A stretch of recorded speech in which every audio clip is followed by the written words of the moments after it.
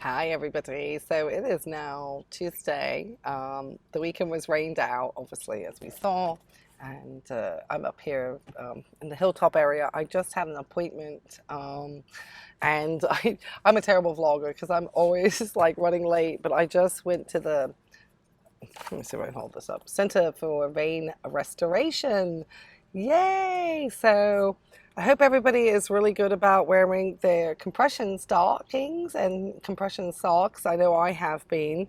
And so, yeah, I had to stop by. I've been getting like a burning sensation on one of my legs, and I have been watching this vein throughout the years, and I've just kind of noticed that it was getting, you know, more and more bulging, not terrible, but just enough that it was beginning to burn. And the compressions were no longer kind of giving me the comfort, and I was having to get a prescription for Voltaren to use at the knee. I was getting some pruritus, which is itching at the feet, you know, just a variety of different things.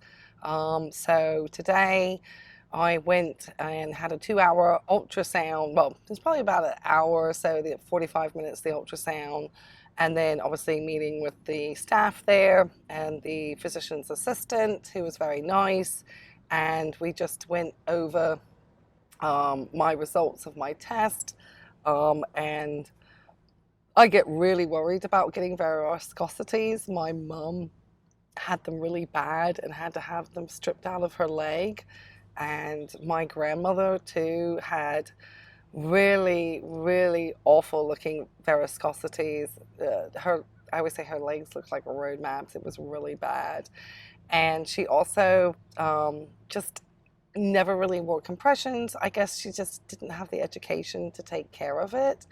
And I certainly, you know, have like taken all the risk factors away. I maintain my weight. I maintain a good blood pressure, which I'm not medicated for. I eat a very clean diet. So there's lots of things that I do in order to try to mitigate as much of the risk factors for having varicose veins, because my family has had such a terrible history of them. And so, and every time I hear the word stripping veins, I just know it's not a very comfortable procedure. So I've been watching this one leg, obviously, with it being very superficial. I've been able to see it. And so, um, lo and behold, it seemed that I hit the mark with the insurance providers. So I had whatever the diameter was of venous insufficiency that met the standards for the insurance company that I have.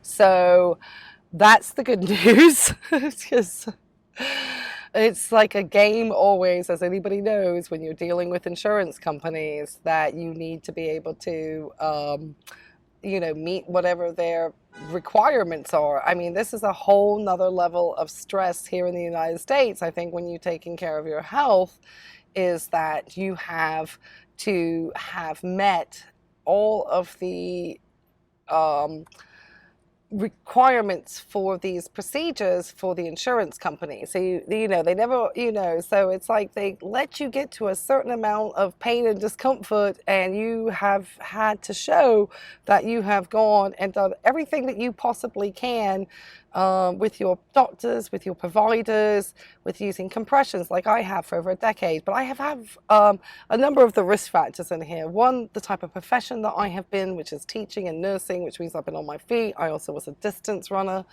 and I also have a really bad family history. So those are all of those things. So yes, anyway, there's two procedures which I've been told they're not done at the same time. There has to be time apart, because I have one of my, it's like I have a deep, not deep, but slightly more inner axle leg inside. They need to do a different type of procedure to help with the venous sufficiency there. And then I have the right anterior accessory great saphenous vein. It's just the one that goes around my knee, which is the one I've been really noticing. That one is the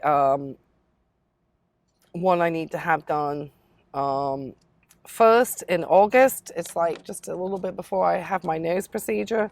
And then the next one, which they go more actuarially inwards, this is like how insurance requires that you do it, is going to be done in October. So I have a whole vein ablation treatment plan, and I'm really excited. It's not really about, you know, this isn't for cosmetic reasons. It's not for vanity reasons, even though it will be nice to not have this bulging vein on my leg.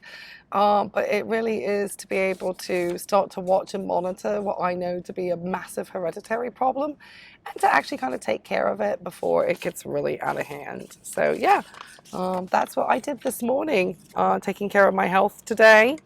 Because I just really believe that it's better to do these things ahead of time and keep a watch on it and do everything before it becomes a problem. I certainly don't want to be where my grandmother and my mother were. That's really not a great place. So yep, that's what we have coming up, is vein restoration. So yeah, if you want to follow me on my vein journey, we're going to be doing that. So anyway, I was going to take a walk and just, you know, walk around this little hilltop area. But I think what we're going to do is I'm going to head home, and I think we're going to try to go to the beach because I'm off this afternoon. And so I think I'd like to show you the ocean front because it'll be a little bit quieter on a Tuesday. So let me get going. Let me head out of this hilltop area, and let me go home and eat a little bit of lunch.